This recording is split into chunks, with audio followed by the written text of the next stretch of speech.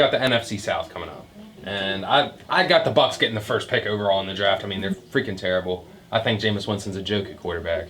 I like Bruce Arians, though. I do. I think he's going to get him at least 3 wins. I do. Yeah, which is gonna be like a top 3 pick. Like, see, like I had him at 3-13, but then I remember that hat that Bruce Arians wears, and then I dropped him down to 2-14. Oh, because I really hate that thing. Dude, he looks like a pompous asshole on the sideline. Like, I was like, no, I remember that asshole. He wears that hat. But yeah, I'm kind of with you. Rebuild now. Do you think they move on from Winston after this year? Yeah, I think they should have moved on from 2 years ago. So I think they almost have to. You would think. I think Bruce Arians is a smart guy. Like I do too. Like I think he'll move past Jameis Winston once he realizes that. Oh yeah, we're gonna get 3 wins max. Like, you think they go quarterback if they have a top 5 pick next year? Like, I think they'll have the number 1 pick, and I think they'll take a quarterback. That's what I think about the Buccaneers. That's interesting. Interesting. Who you got for 3rd place in the South? Carolina. I'm the same with you there. And I love their front 7, and getting McCoy, that was a great move. It was a great move. And those guys went vegan to get him, man. The Ravens were going after him. But my only thing with Carolina is Cam could just come out of nowhere and just have an MVP season. They could go to the Super Bowl. That's just how polarizing he is. Like, I mean, like if he is at the top of his game, like he's almost unstoppable. Like how he was that year where he almost threw like 50 touchdowns and they made the Super Bowl. 2015 Panthers. Yeah, he couldn't be stopped. So yeah, they went 15-1. He was honestly, I don't think he's been healthy since. So no, I agree. And like he had some issues. Like I heard that they were looking to maybe sit him for part of this year, but he's forcing himself back into it, and I applaud him for that because he's a hell of a competitor. Whoa. I just hope he's at his top level. And I love McCaffrey, but I'm hoping that. Yes, so do I. I don't know if they have a lot of outside playmakers besides him. I like Curtis Samuel. I do like Curtis Samuel. And I like, what's the other guy's name? DJ Hayden? Yeah, I like him too. They got there's 2 kind of like basic names.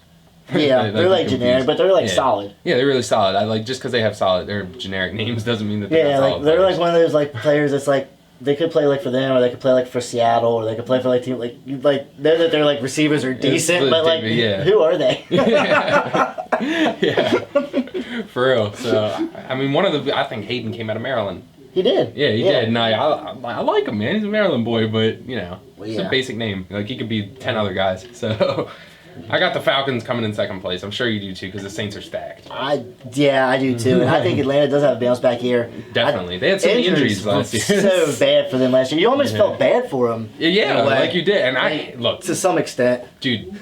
Let me get this straight.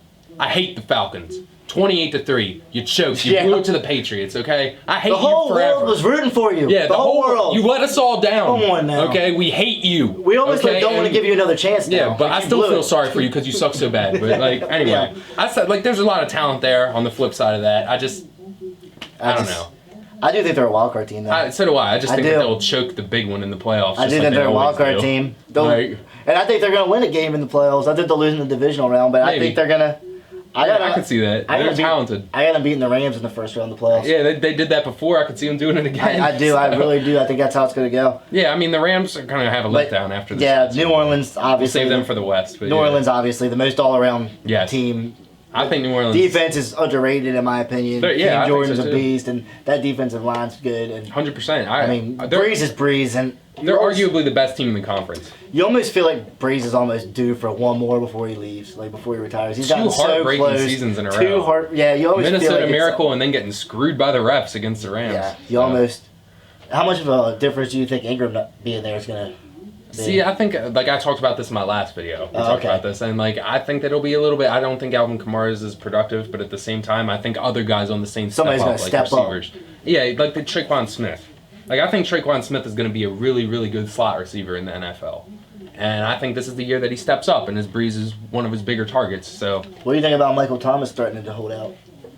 Saints better pay the man. I talked about guys threatening to hold out. You think he's worth $20 million a year?